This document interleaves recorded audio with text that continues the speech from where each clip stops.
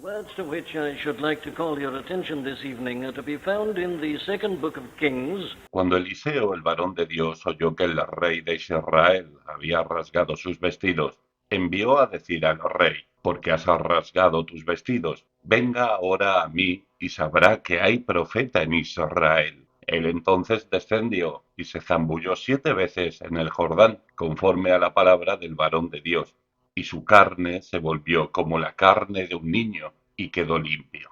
Y volvió al varón de Dios, él y toda su compañía, y se puso delante de él y dijo: He aquí ahora conozco que no hay Dios en toda la tierra sino en Israel. Te ruego que recibas algún presente de tu siervo. Mas él dijo: Vive Jehová, en cuya presencia estoy, que no lo aceptaré. Y le instaba a que aceptara alguna cosa, pero él no quiso. Segunda de Reyes 5, 8 al 16. Consideramos esta historia el pasado domingo por la noche de forma general. Es una gran ilustración del Evangelio cristiano, del mensaje cristiano, que, dice alguno, en el Antiguo Testamento, ciertamente, es el mismo Dios el del Antiguo Testamento que el del Nuevo. Este libro es uno solo. Lo denominamos Antiguo Testamento y Nuevo Testamento, pero es un solo libro. Algunas personas dicen que es una biblioteca, pero esa es una terrible falacia.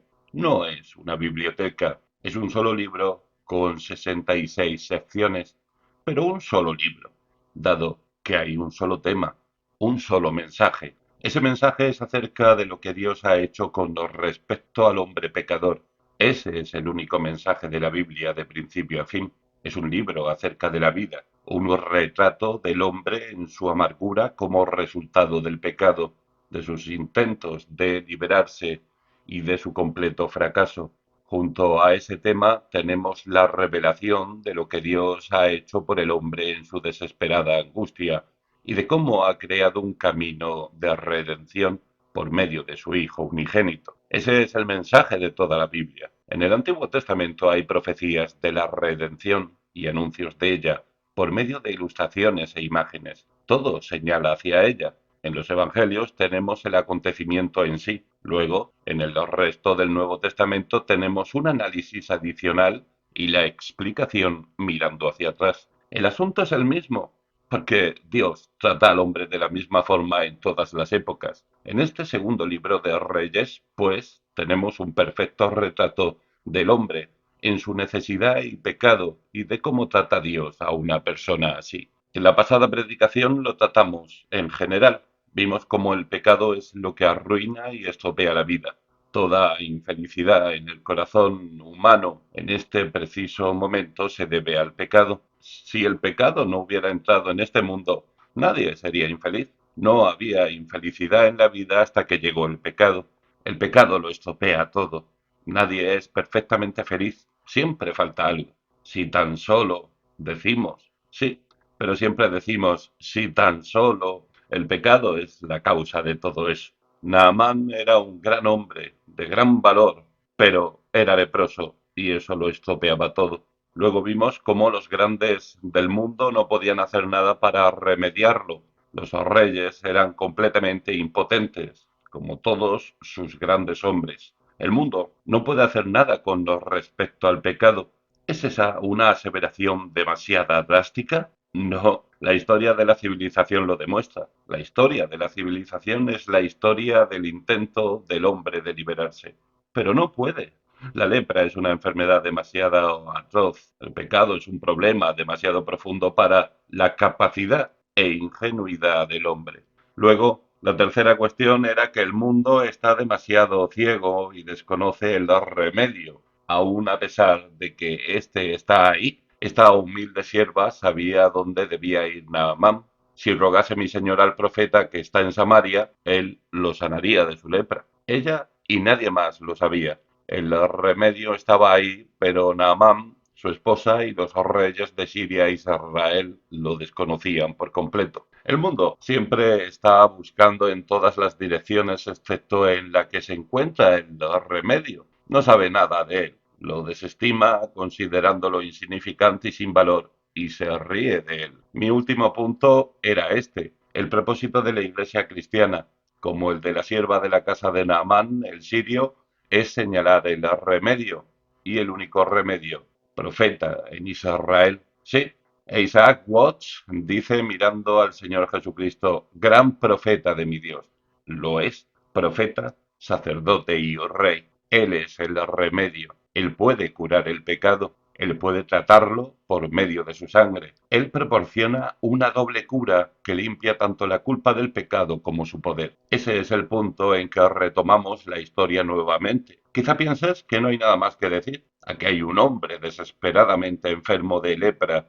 Se le habla de un remedio, recibe una carta de recomendación de su señor, grandes presentes, y se dirige a Israel, donde entrega la carta al rey. El rey la lee y no puede hacer nada al respecto, pero oyéndolo el profeta dice, venga ahora a mí. Aquí está el mismo profeta del que hablaba la muchacha, el profeta Eliseo. Bien, dices, ahora todo está bien. Ella le dijo que solo tenía que ir al profeta y sería sanado. Ahora que Naamán ha llegado a la puerta del profeta, sin duda el problema está resuelto y se acaba la historia. Por desgracia, la historia no ha terminado. Naamán llegó al profeta que podía sanarle, pero estuvo a punto de regresar a su casa con su lepra. ¿Por qué? Ah, porque había ciertas cosas en él que seguían siendo erróneas. Este hombre no solo padecía lepra, sino también otras cosas que le privaban del remedio. El mundo sigue siendo así. Aquí, en este libro, hay un mensaje que resolvería todos los problemas de la raza humana esta misma noche. No dudo en decirlo. Si todo el mundo esta noche viviera el sermón del monte, no quedaría problema alguno. No habría necesidad de amontonar armamento y fabricar bombas y no sería preciso que las personas perdieran el tiempo protestando contra ellas. No habría guerra, no habría falta de honradez, ni inmoralidad, ni separaciones, ni divorcios, si todo el mundo guardara los 10 mandamientos y el sermón del monte. O, expresémoslo así, si todo el mundo creyera esta noche en el Señor Jesucristo y estuviera vinculado a su poder, no quedaría problema alguno. Aquí está la respuesta, aquí está lo único que necesita el alma y sin embargo, a pesar de que está aquí, a pesar de que Eliseo estaba en su casa, el mundo prosigue con su lepra, su pecado y su infelicidad. ¿A qué se debe? Veremos cuál es el motivo exactamente. El resto de la historia nos muestra las dificultades que había que superar antes de que Naamán pudiera sanar y al hacerlo revela algunos de los principios más esenciales con respecto a este mensaje del Evangelio. Consideremos a Naamán tropezando justo en el momento en que iba a ser sanado. Casi perdió la bendición. ¿Por qué? Porque hay ciertas cosas de este Evangelio que el hombre natural detesta, como las detestaba Naamán. Y debido a que odiaba estas cosas, se retiró muy enojado y casi se marchó a su casa. De no ser por los ruegos de sus siervos, se habría marchado a casa enfurecido y siendo aún leproso. El problema, afirmo, es el siguiente. Hay cosas del Evangelio de Jesucristo que el hombre natural detesta y por eso no se dirige a él, por eso no le cura, por eso no se regocija como debiera y como podría esta noche, a pesar de todo lo que sucede a su alrededor. Considerémoslo hoy especialmente a la luz del comentario acerca de ello que leí previamente en Primera de Corintios 2. Ahí lo tenemos en su forma doctrinal. Aquí, en Segunda de Reyes 5, lo tenemos de manera gráfica. Una imagen como esta sirve de ayuda por lo que consideremos lo que nos dice Pablo en Primera de Corintios 2 en términos de lo que Naamán hizo en la práctica tanto tiempo atrás. Lo primero que encontramos es lo siguiente. El hombre natural detesta el Evangelio porque hiere y humilla su orgullo. Eso es lo primero. ¿Recordamos cómo lo expresa la historia? Naamán llega con sus regalos, su dinero y sus ropas y todo lo demás, va con su carruaje y sus caballos a la puerta de la casa de Eliseo. Ahí está, los caballos, el carruaje, los regalos, su séquito, todos ante la puerta del humilde profeta. Luego leemos, entonces Eliseo le envió un mensajero diciendo, ve y lávate 7 veces en el Jordán y tu carne se te restaurará y serás limpio. Había ido allí a fin de curarse. ¿No era así? Bien, esa era la forma de curarse, dice Eliseo. Y Naamán se fue enojado diciendo, he aquí, yo decía para mí, Saldrá él luego, y estando en pie invocará el nombre de Jehová su Dios, y alzará su mano y tocará el lugar y sanará la lepra. Habana y Farfar, ríos de Damasco, ¿no son mejores que todas las aguas de Israel? Si me lavaré en ellos, ¿no seré también limpio? Y se volvió y se fue enojado. Gran parte de lo que encontramos en Primera de Corintios 2 está en estas palabras. El orgullo de Naamán estaba herido, había sido humillado, se sentía humillado, porque él era un gran hombre, un gran capitán, cercano al rey de su propio país. Después de todo, había venido con una carta de recomendación, había ido al rey de Israel y ahora viene a este humilde profeta, sin duda, pensó, recibiría un trato especial o al menos se le trataría con la cortesía habitual. Un hombre de su posición no podía ser tratado de esa forma, con un simple mensaje verbal, porque no había venido el profeta a él y se había inclinado ante él para expresar su satisfacción por ver a un hombre de su importancia. ¿Por qué no había alzado su mano y tocado el lugar y sanado la lepra? Nada de eso, Eliseo ni siquiera lo ve. Naamán fue insultado, humillado. Esto era algo que no podía soportar, sin lepra o con ella. En lugar de recibir un trato muy especial debido a que era un gran hombre, descubrió para su disgusto y enojo que era tratado como cualquier otro, como si fuera un hombre vulgar, como todos los hombres vulgares. Le disgustó,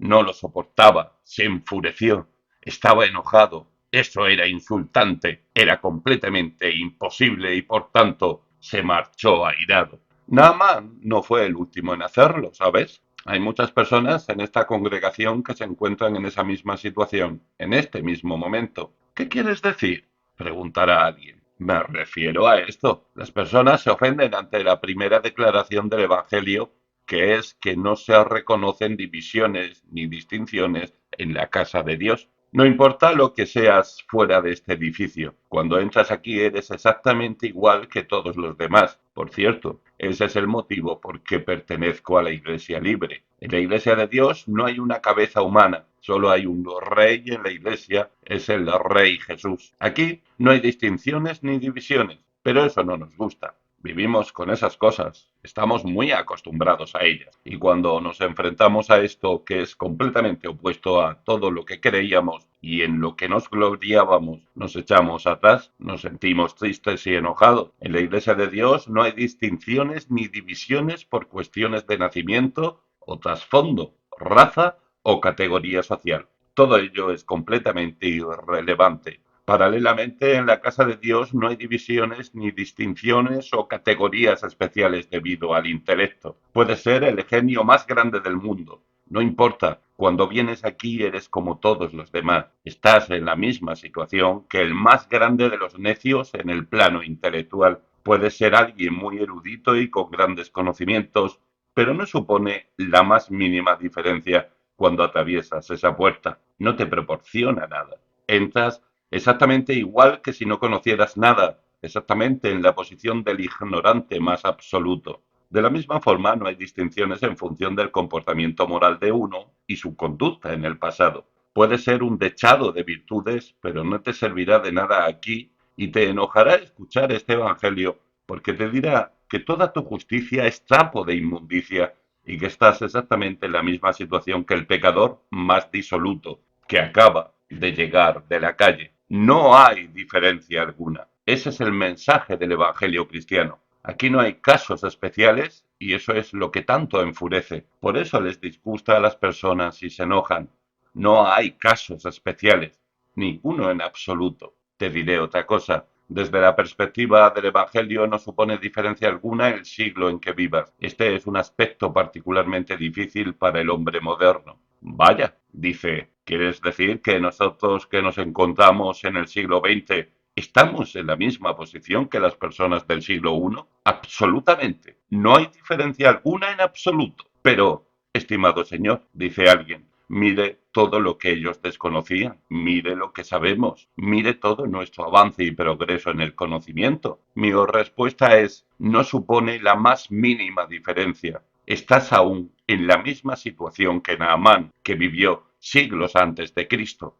No hay diferencia alguna en absoluto. Antes de continuar, lo expresaré en términos de un incidente que experimenté y que creo que te ayudará a recordarlo. Fue un privilegio para mí que en torno a 1941 me pidieran participar en una campaña universitaria en Oxford. Como uno de los 3 ponentes, tuve que predicar en la iglesia de Santa María en Oxford un domingo por la noche y se anunció que inmediatamente después del culto habría una reunión para hacer preguntas en la antigua rectoría. En esta reunión para preguntar, repleta de estudiantes, me llamó la atención un joven de aspecto inteligente sentado en las primeras filas, y cuando llegó el momento de las preguntas fue el primero en intervenir.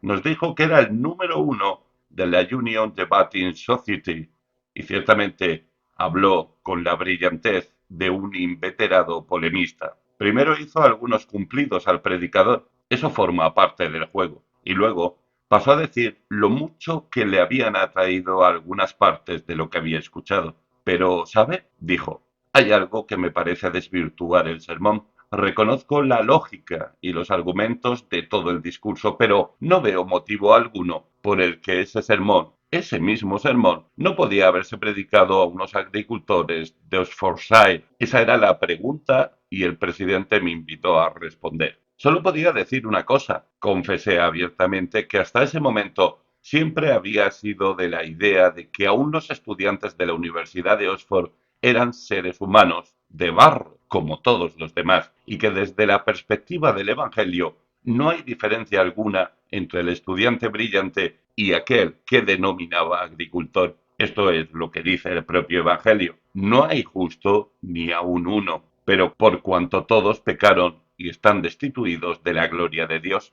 Romanos 3, del 10 al 23. Todo el mundo es culpable ante Dios, sí, y predicaría el mismo sermón a unos agricultores porque cuando estás cara a cara ante estas cosas no hay diferencia alguna entre uno y otro. Tomemos esta cuestión del intelecto. ¿De qué valor tiene el intelecto del hombre al tratar con Dios? Dios es infinito, Dios es eterno, Dios es inmortal, Dios es absoluto en todas sus cualidades. Sé que la mente es algo bueno y que el intelecto es valioso al examinar este mundo y para el conocimiento humano, la ciencia, el arte y todo lo demás. En esos terrenos la capacidad cuenta. Pero, querido amigo, estás ante Dios, el absoluto y eterno. ¿Y qué valor tiene el mayor intelecto que haya conocido el mundo? Es tan inútil como el más grande de los ignorantes. Que un hombre enfrente su intelecto a Dios muestra solamente que, en un sentido, hay algo erróneo en su intelecto. No es capaz de pensar cabalmente. Si pensara de manera cabal, diría, ¿quién soy yo para abarcar la mente de Dios? Si lo hiciera, sería tan grande como Dios. Eso es lo que el hombre intenta hacer. Y cuando se le dice que su gran intelecto no tiene valor alguno aquí, se ofende, tal como hizo Naaman, y lo mismo sucede con todo lo demás. El pecado no es un problema intelectual, es un problema moral, y el problema de todos y cada uno de nosotros en este mundo es un problema moral, no intelectual. No me importa lo grande que sea tu intelecto, no me importa lo alta que sea tu alcurnia, solo eres un pecador desesperado como todos nosotros. Eres una criatura con celos y envidia, con pasión, lascivia y deseo. Eres impuro, tienes lepra en el alma. No me importa que ni quién seas. ¿De qué sirve hablarme de tan grandes cualidades mientras seas un leproso? Ese es tu problema. No conoces a Dios, haces el mal, eres indigno, eres impuro. Por ahí comienza el Evangelio. Eliseo no descendió a recibir a Naamán para darle un trato y una atención especiales. Por supuesto que no. Naamán solo era un leproso como cualquier otro leproso. ¿Por qué había de recibir un trato de favor? Lo que necesitaba era que le curaran la lepra y el profeta le dijo cómo debía hacerlo. Debía dejar todo lo demás a un lado. Nada más importa a un hombre en pecado ante Dios. Tu intelecto y todas las demás distinciones no suponen la menor diferencia. Permítaseme apresurarme al segundo punto. El Evangelio nos enoja y lo detestamos por naturaleza porque muestra que todos nuestros pensamientos e ideas acerca de la salvación son erróneos. Todo lo que hemos pensado es erróneo, completamente erróneo. Podemos advertirlo aquí en el caso de Naamán. Escuchémosle. En realidad se traiciona a sí mismo. Y Naamán se fue enojado diciendo, escuchemos ahora a Naamán. expresando su idea de cómo se salva a un hombre. He aquí yo decía para mí, saldrá él luego y estando en pie invocará el nombre de Jehová su Dios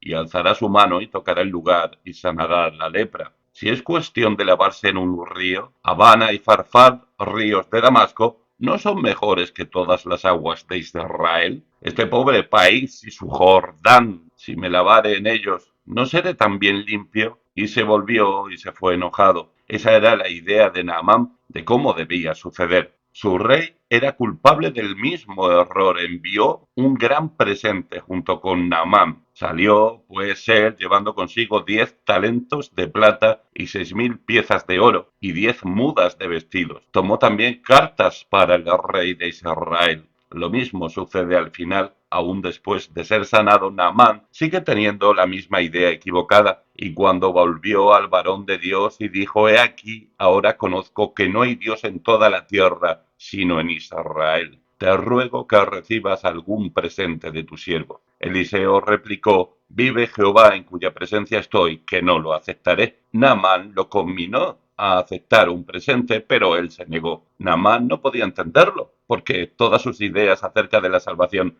eran completamente erróneas, y ese sigue siendo el problema del hombre natural. Eliseo hizo algo completamente distinto de lo que Naamán esperaba. No quiero detenerme en esto, pero ahí es donde entra la absoluta necedad del pecado. No hay nada más necio y estúpido en el mundo que el pecado y la incredulidad. Consideremos a este hombre, Naamán. Aquí lo tenemos, leproso, no puede sanarse a sí mismo. Los médicos, sabios y astrólogos no pueden sanarle. Su rey no puede sanarle. El rey de Israel no puede sanarle. Y, sin embargo, qué necio, no se le puede llamar de otra forma, a pesar de su desesperanza e impotencia como leproso y de que nadie puede hacer nada por él, es lo suficientemente necio como para criticar la actuación de Eliseo, discutir con él y exponer sus objeciones y protestas. ¿Qué se puede decir de ese hombre sino que es un necio y un loco? Para empezar, es evidente que no sabía nada. Si hubiera sabido algo sobre la cura de la lepra, jamás habría ido a la puerta de Eliseo. Fue debido a que no sabía qué hacer y a que nadie más lo sabía que se encontró a la puerta de Eliseo. Y sin embargo, ahí está el necio discutiendo lo que dice Eliseo, criticándolo. ¿Es eso correcto? ¿Es esto correcto? Si es cuestión de lavarse, ¿por qué no puedo ir a La Habana y al Farfar? ¿Por qué a este Jordán? ¿Por qué no viene y pone su mano? Habla como si lo supiera todo al respecto y sin embargo no sabe nada. ¿No te parece obvio, querido amigo? ¿Puedes curar el pecado? ¿Puedes librarte de él, de la herida abierta en tu alma? ¿Estás completamente satisfecho? ¿Has encontrado el camino por medio de tu filosofía? No importa cuál sea. Por supuesto que no. De otra forma no estarías aquí en este culto en este momento. Entonces te digo, no seas un necio como Naamán. Si eres un fracaso y un terrible fracaso ante eso, ¿quién eres para criticar el camino del Evangelio? ¿Por qué presentar tus ideas y teorías? ¿Por qué decir no, no lo apruebo? Mira, ese fue el motivo, porque los judíos rechazaron a Cristo cuando vino al mundo, aunque era su propio Mesías. Dijeron, ¿no es este el hombre que se pasa el tiempo predicando en Galilea a un puñado de pobres? El Mesías es alguien que reunirá un ejército y vencerá a Roma y se erigirá como rey en Jerusalén. Elevará a la nación por encima de todas las demás y vencerá al mundo. Ese es el Mesías, su idea de Mesías, debido a que esta no era la idea de Mesías que tenía Cristo, debido a que él no se ajustaba a ella. Le odiaron y los fariseos, escribas y saduceos conspiraron contra él y le mataron. ¡Ay! La locura y la tragedia de todo ello. Y las personas que son miserables pecadoras siguen diciendo lo mismo. Dicen, no veo por qué únicamente vivir una vida buena no es suficiente. No veo por qué esto y aquello. Y se marchan enfurecidos. Habana y Farfar son mejores que el Jordán, a pesar de que son tristes fracasos, a pesar de que son pecadores, tienen el cinismo y la necedad de criticar el camino de salvación que Dios ha enviado al mundo. No es una locura, pero por eso les enoja. Igual que Naamán estaba enojado. Palabras de Eliseo echaron por tierra inmediatamente todas sus ideas. Nada había ocurrido según su plan y patrón, según sus ideas. y sin embargo se aferra a ellas, discute y cuestiona y sigue siendo un leproso. Por supuesto, lo primero que todos debemos aprender es que todo lo que hemos pensado acerca del cristianismo está completamente equivocado. Pensábamos que nacer en un país cristiano nos hacía cristianos. Hablábamos de naciones paganas. Esta es una nación cristiana. Fue criado en el hogar cristiano. Siempre he creído en Dios, siempre he sido cristiano, siempre he ido al lugar de adoración, siempre he hecho el bien, nunca he hecho... Por supuesto que soy cristiano. Lo primero que hace el Espíritu Santo es condenarnos y mostrarnos el trágico error que es todo esto. El cristianismo no es eso. Ese es el mayor obstáculo para el cristianismo y es preciso deshacerse de él. Eliseo vio que había que hacerlo. Conocía a aquel hombre, conocía sus pensamientos, los echó por tierra y Naamán se enfureció. El Evangelio sigue haciéndolo. Dios lo hace.